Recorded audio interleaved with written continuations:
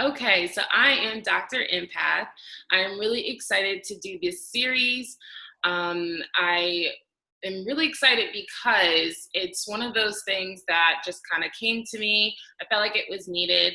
And so what's amazing about this series is that I get to do it with my amazing friends. So kind of like moving into PsyChakra and what it's about. It's basically utilizing all chakras to kind of push out the emotion based on the specific word. And so what we did was we decided that we would do seven pieces per chakra. So being that that's 49, and then we have a special one piece, which is the piece of enlightenment, and that's basically utilizing all 7 chakras together. And so that's our 50th piece, which is awesome, and I'm so excited to do that. So it allows Tiana and Mylin to choose their chakras. So they each chose a chakra to work with, and utilize only those colors in that painting, in those 7 paintings. And so pretty much what ended up happening was they each picked their 3, and then they cut up in half the last chakra that they both wanted to do together. And then that 50th piece was the kind of to even it out. So it really allowed each of them to kind of stick to a chakra and kind of be just immersed in that chakra. And so it was kind of funny because when I was first doing it, I was like, okay, I hope that they don't want to choose the same one, because then they're gonna have to fight for it. I don't want it to feel that way, right? But then, me connecting and just kind of following my intuition, it was funny because I was going to be like, okay, I don't want to tell them which one. I want them to choose. But in my head, I kind of already thought which one. And it was hilarious that you picked the ones that I was hoping you guys would pick. Crazy. It was so crazy how that worked out. It was perfect. And I feel like that's what I mean by like connecting and energy and having that energetic connection with each other and vibing and being on the same vibration with each other. I think that's what made it the way it is now. With that being said, I want to jump right on into the first pieces that you've completed, the first chakra that you completed. So Mylin, can you show us the root chakra? Yes. Okay. So in jumping in to this project, I started with the root chakra, and I started with that obviously because that is the first chakra, and I said, and me getting out of the 3, let me start with the first and really getting myself grounded into what was going to develop from this. And so the first one I did was survival, which is another question actually, Dottie, I have for you, is because how did you come up with these 7 words for each chakra? Like, because that's a whole nother thing, is like, how did you connect this, or like come to the point of like this word is like, where did that come from? So first I did a lot of research just on the emotional aspects of chakras. And so for me, being the psychologist and wanting to understand energy and people and emotions, I really wanted to tailor it to a mental health kind of piece in a sense. And so I did some research. I went on between buying books. I'll have to show you my chakra book. It's like this thick. It's like, oh my gosh. So wild. I'm like, okay, I really didn't need all that, but thank you. But it tells you like some of the words that it kind of represents. And so after seeing like a bunch of words, I just kind of felt like, okay, I need to pick the ones that are kind of, I feel like are important to me, and that I feel like it was important to everyone else. So I kind of just followed my intuition on that, honestly, on choosing the words that I felt like was the most appropriate, that I feel like universal in a way, that people all can kind of, everybody has had that moment or felt that moment in some shape or form. So I wanted to choose something very much pertaining to mental health in a way, and just our mental space. but then also tying in that it's a universal kind of feeling, like we all have kind of reached that place in some shape or form. So yeah.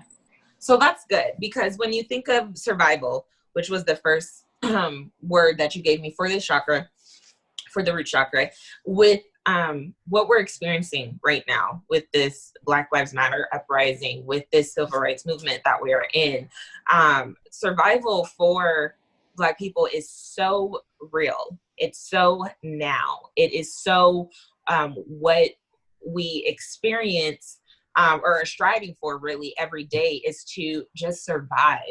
And on so many different levels, right? And so that is where I pulled the emotions from, right? When I meditated on this word, that is all that surrounded me. All I can see when I close my eyes were protests, was bloodshed, was tears and sweat and struggle and all of that. And so that is what came into this piece. As you can see, in trying to survive, I do use a little darker color in the background. And as we get up to it, to also survive and be present and alive, you have your heartbeat, right? So I have the heart rate up top, tears, sweats represented throughout. And so this is what came for me when I hear the word survival.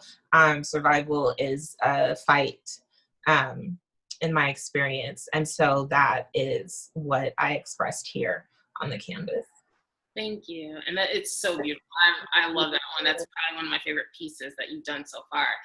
And just to kind of give context, like, I guess, so what I did was I kind of tried to split up the highs and the lows. So I really wanted to make sure that we hit both highs and lows, and also give you the opportunity of not just hitting a whole bunch of lows or even just highs.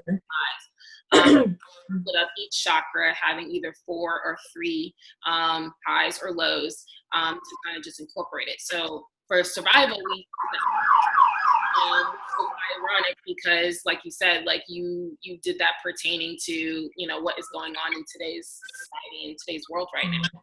And then we had grounded, which was a high, chaos, which is a low, anxiety, which is a low, insecurity, which is a low, security, which is a high, and stability as a high. So how about your grounded? How did grounded come out for you? So grounded was great. I have a reach for it like I'm wearing it right now. I didn't put it on, but I have this hematite stone that I wear really specifically when I'm going into new places, or when I'm going into even familial places, environments where there's like a lot of my family and stuff like that. Because, you know, you gotta remember, sometimes a lot of that stress and stuff comes from those closest to you.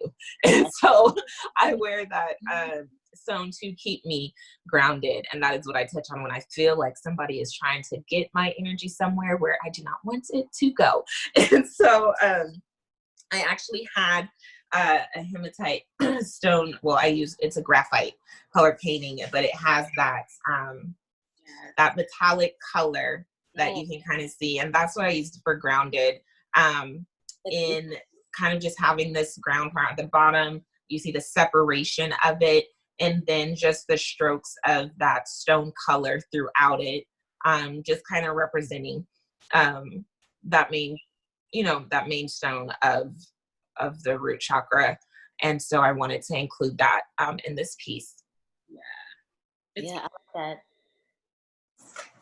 And It looks like roots. It looks like roots to hold whatever is growing out. Yeah. Yes. Yes. Love it. Absolutely love it. How about chaos? So I did these 3. I actually did in this order. He's gonna edit all of this out. I live by a fucking fire station, okay, and it is constant. I'm trying to make sure I don't talk when that's happening.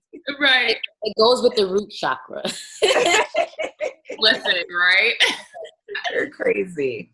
Okay. So the next piece that I completed was chaos.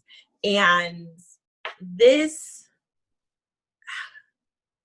in doing chaos, it was interesting. Although it is a low, I can't say that I felt too low doing it. I wasn't like all like, oh, blah, blah, blah. But it's like in dealing with like the root chakra and thinking about chaos in that way of like, you know, in the beginning of like who I am, or like in that, and trying to figure out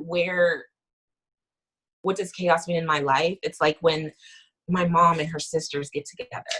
Oh my God, it's chaos. It's just like, and I had the three of them together in the delivery room when I gave birth to Cameron. It's chaos. So it's like, I love you, right? So there's like some love in the chaos that's in my life. So it's like, I didn't do this too low, you know, but there's, anyway, y'all. So, Oh, and so I love that. Yeah.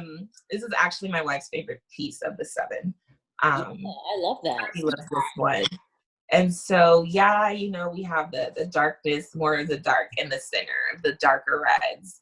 But you just, you know, you've got everything just kind of going on all in one place. There's no separation happening. But I did enjoy this piece, and it is one of my favorites that I did. it's so funny because I love the fact that you've acknowledged that, like, you know, we all see chaos as it is a low, like you know, you have to be balanced, but there's some chaos too, in terms of like when it's people that you love and you just know that they're coming out of love. And that's where chaos is from. It's because they love you. Yeah. And it's like, I love you, but it's still not always great, you know? Yeah, you still bring chaos into my life. Sometimes you just have to set boundaries, you know, amongst that, you know, familial chaos. Absolutely. Yes. So after chaos, I actually went to stability because I was just like, in all the chaos that has gone on in my life, when have I felt most stable? When do I feel stable? When, for me, where do I see stability, right? So this instability, you see a little bit more of pink come in, right? Because I did a little bit of touches of that, because for me, I find stability in love, in partnership. And so that's what I represented here. Kind of like these 2 rings in the center, representing the bond and commitment I have with my wife. Also in a separate way of just having like these circles, kind of just stabilizing on these like very thin lines here. It's like we can have so much going on in our lives, in the world, but if we just you know, get grounded, get stable within ourselves and centered, we'll be able to manage everything, you know, that's going on. We'll be able to face it. So I kind of tied it in from a couple of different situations in my life, but that's it. Stability. Love it. And then what did I go to? It must have been anxiety. Yeah. So for anxiety, I've never really been an anxious one. And I've never really dealt with somebody who has anxiety until I met my wife. And she has like anxiety, different situations. I can see her become anxious, and I have to really like just get in tune to whatever little thing that she needs. So I painted this kind of from her, how I experience her anxiety instead of my own. And so for hers, when she goes through her anxiety, she speaks of very sharp pains, that she literally has physical feelings of sharp pains. And that's where you get like these short daggered marks coming in. It's always in the center for her. And sometimes she, you know, gets the sweats. Sometimes it's just overwhelming. She's cried a couple of times through her anxious moments. And so that is where I went emotionally while creating this piece. I could see, Tiana, you were like, yeah, because I suffer from a little bit of anxiety as well. So I definitely understand that feeling. Yeah. Yeah. Yeah, that's crazy. So then I did, okay, actually, honestly, I did security. And a couple of days ago, once I came back to all of them, I just wasn't feeling it. I didn't feel connected to that piece. And as I was telling Daddy earlier before you joined, Tiana, that I had did it like super, super late at night. I might have did that piece maybe like 12, 1 in the morning. And so afterwards, when I came back to it, I was just like, I like security. Like, is this how I feel? And when I think of and how I feel secure and what I experience when I am secure in myself, do, you know, other things affect me? And stuff like that. So I switched up. I had did insecurity, right? And so with insecurity, it was just like this white center, you know, as me, but everything is going through it, in it. I'm letting everything affect the center of me because I'm so insecure. I'm letting every word, every thought, every action have this effect on me, on how I look at myself, on how I feel about myself, because of my insecurities. And so that is, you know, I feel incomplete. I didn't even, this is all open canvas here in some of these spots. I didn't even feel it all because I feel like when you are insecure, you're not seeing yourself in your full potential, and it's not really complete. And so thus I had to leave some of that open so you can feel the emptiness. Yeah. No, I love it. And so then when I came back to security, I just had to think about when I am secure, none of that messes with me. No matter what's going on around me, I am centered. That stuff's not, it's not coming through. It's not, you know, I am secure in who I am. I can be in the midst of that and I'm going to be okay. You can say your opinions that might just kind of reflect on you and not really on me. I'm secure in who I am and what I do and how I'm living. And so I am this nice, centered, bright light shining through everything else going on around me. And what I love about that piece so much and what speaks to me like instantly was, you know, in my head, I was like, well, what made you pick the straight line versus the circle? That's in my head at first. And then for me, what came to me was like, I feel the most secure when I'm connected to God, the creator, like when I'm really connected within myself. And that's part of like being with your higher self to connecting with God. And yes, so it's like, I love the line so much. Yeah. Why did you not do it? And it was like, now I know why. Like literally, it's the connection between you and your higher self, and exactly staying so centered. Where, like you said, chaos to people talking about you to things that are going around in the world. It just it stops here, but it doesn't get anywhere near your center. So I love that. So Tiana, show us your heart chakra. Good boy. Okay. All right. So the first one I did was depression. Yes. Yes, that was the one. All right. So pink and green were the main colors that I used, but I also threw in some light green, which kind of sort of looks yellow, has some yellow pigment in it, but it is a light green color. And I threw that one in because to get myself out of depression when I went through it, I felt like, I don't know. I threw it, I know yellow is the solar plexus, but yellow to me also connects me to my mom. So that's why I threw that. So with the depression, I visualized myself at the time when I went through it, where I was thinking. But I still had enough strength to raise my hand up to say, hey, I need help. Or there's still enough life in me to want to get out of that sinking action that I was doing. So that's why I chose this image. And I didn't really I kind of try to get out of the, I don't want to put any hands in there or faces, but I just couldn't get this image out of my brain of what I felt like when I was going through it. So yeah, there you go. And then I have the waves in there to show like the current.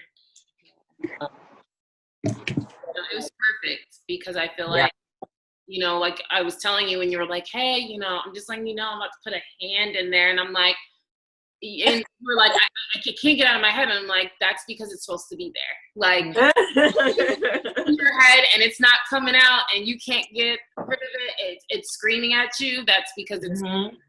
So you got to follow that. And I think that's the reason why I'm so happy you did the heart chakra, because I think the heart chakra has a lot to do with your vulnerability as well. And I think sometimes you don't trust your vulnerability all the time. And so I think that helps in so many ways, you doing the heart chakra, of just healing that part of yourself and realizing that your vulnerability is beautiful. And that's what really is what makes you follow your intuition, is being part of being vulnerable. So yeah.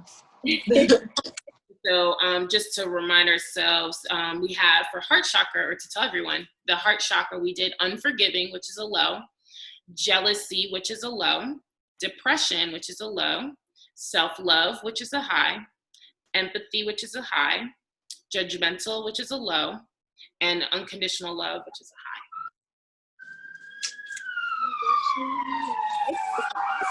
Wait, let that go by.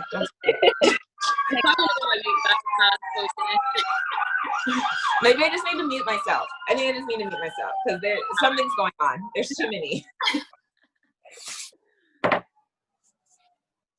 All right, so the next one I did was empathy. Beautiful. Oh, there we go. Now you can see the whole thing. So what, again, I guess abstract, and I guess I'm an expressionist, abstract sort of painter. Mm-hmm. I'm always inspired by nature, plants especially. And when I think of empathy, I think of you or someone not necessarily knowing exactly how you're feeling at the time, but is willing to try to understand it. And I imagine someone sort of wrapping their arms around you. So instead of arms, I use plants because, for example, all right, I'll just be real about what I went through. I lost my mom and my first son. And so when those things were going on, I had the love of family, friends. Dottie, you were right by my side from the time those things happened. And that's what I just remember, with someone being empathetic, being understanding, wrapping their arms around me, physically and you know. And I also thought about the plants that I received, and even when I was in the depressive mood I was in, I'm looking at these beautiful plants. And so that's what this reminded me of. It was just it's wrapping around each other, protecting, understanding, showing love. So yeah. I love it. Yeah. That's beautiful. Side note, are you saying that you lost your mom and your first son in the same year? No, I lost my mom about 3 years ago, and then I lost my son last year. So within 2 years, which is it was a lot. yeah, absolutely. Absolutely. What do you think? My gosh. So then let's see what else I have here. Unforgiving. Yes. Unforgiving. Well, I sort of saw, but I had to really think with this. I had to sit down and really get into it. It's basically, to me, turning your back.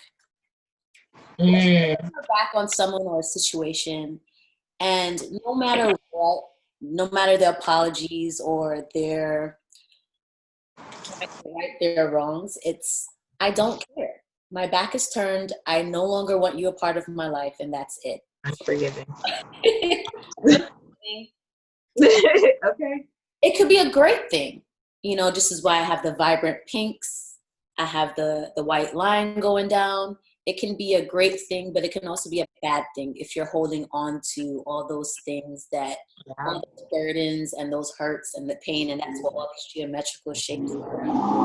And different paths, and you're in your mind, you're analyzing everything that happened and going through all the pain all over again.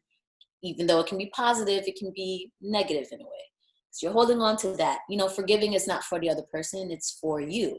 It's to let go of all of that. It's to let go of all that weight. And so you see the person that is unforgiving has all this weight where the person don't even care. They're going about their sunset lives. And so that's what this is. I like that.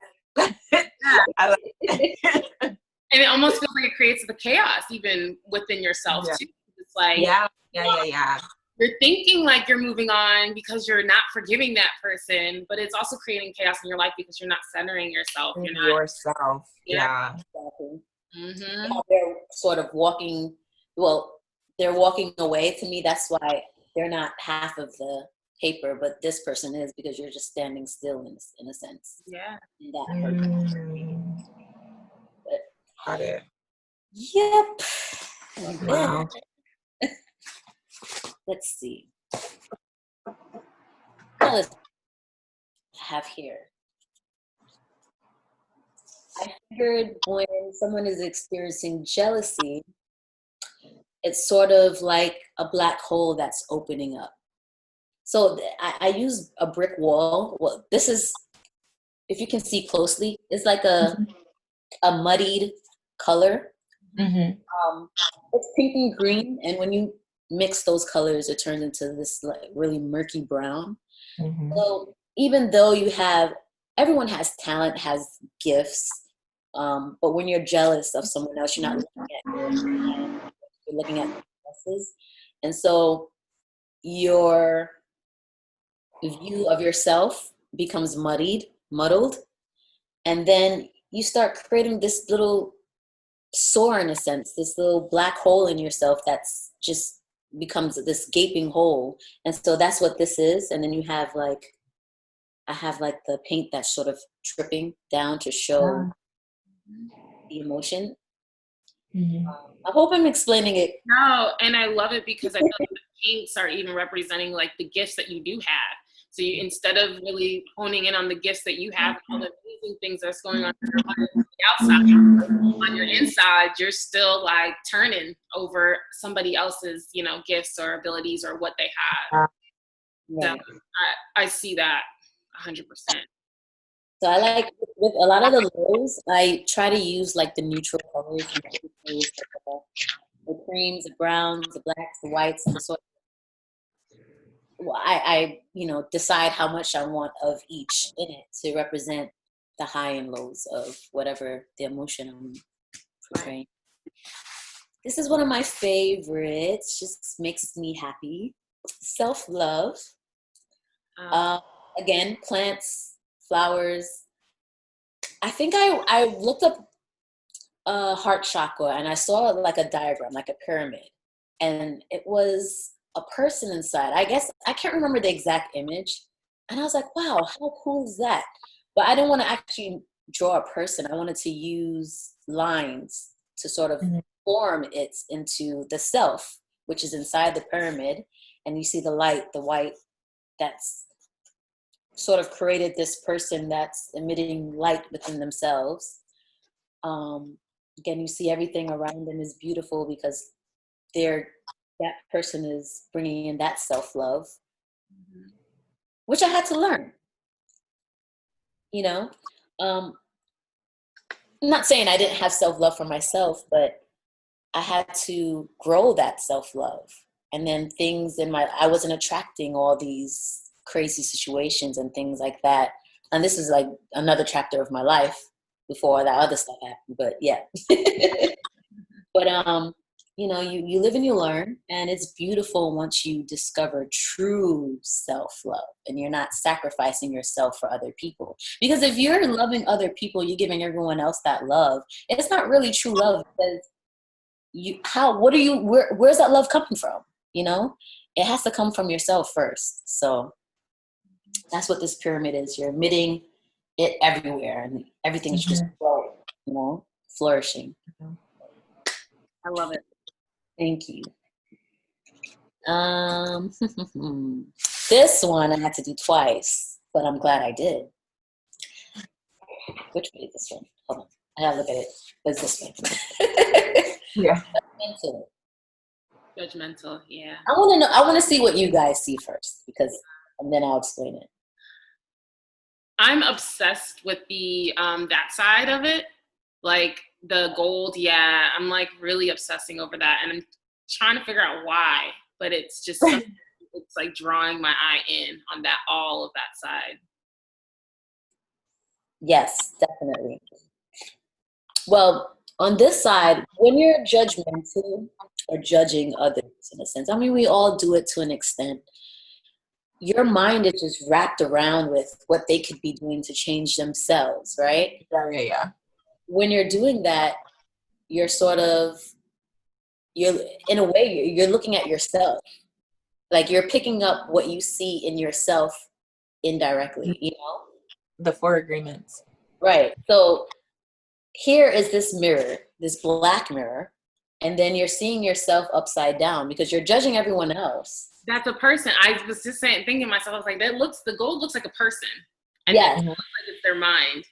Their mind is going like, Yeah. you should be doing this, you should be doing that. And this is all the judgments that they're spewing out.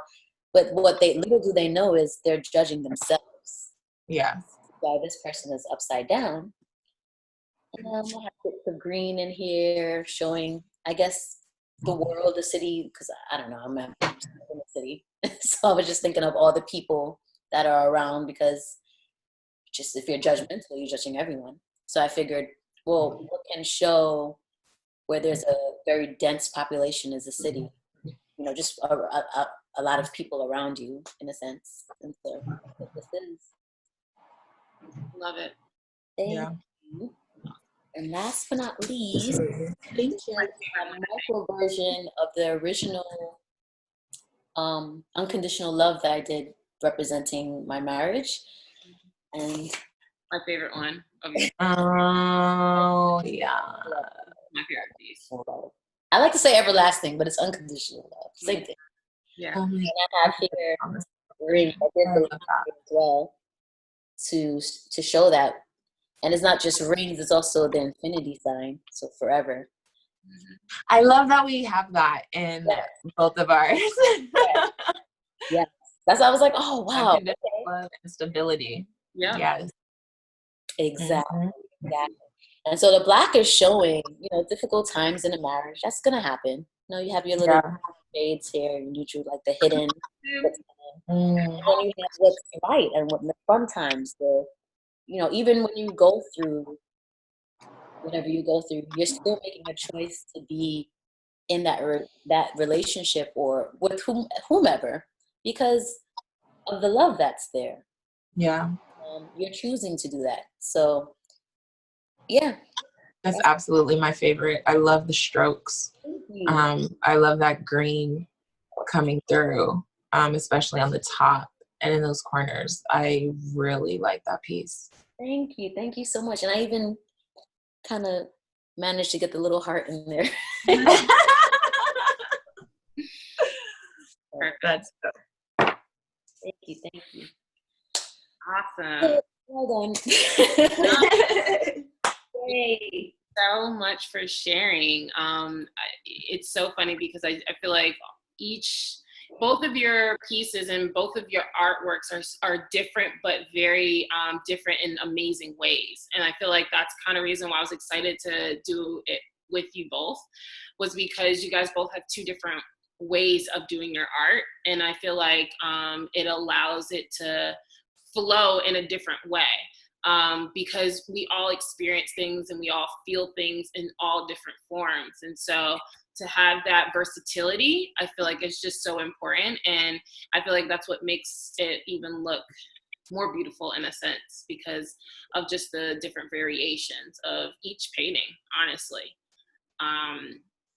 Just seeing the different aspects of each painting is just it's what makes it so beautiful. So thank you for sharing them both with me, and for everybody else watching, because it is going to show, it shows those emotions. Like each one of them that you've shown, I felt it, honestly. So I know people are going to feel it too. So Yay.